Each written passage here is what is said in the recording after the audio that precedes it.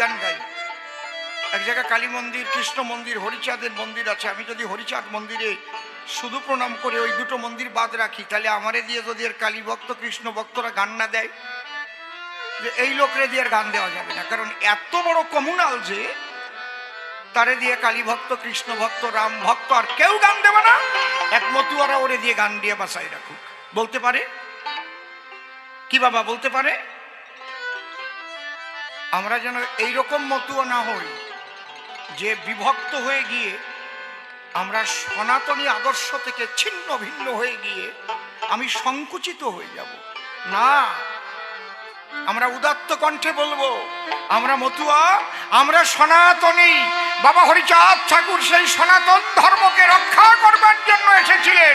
জয় জয় হরিচাঁদ, গুরুচাঁদ, তারকচাঁদ, প্রেমানন্দে হরি হরি বল, হরি বল, হরি বল।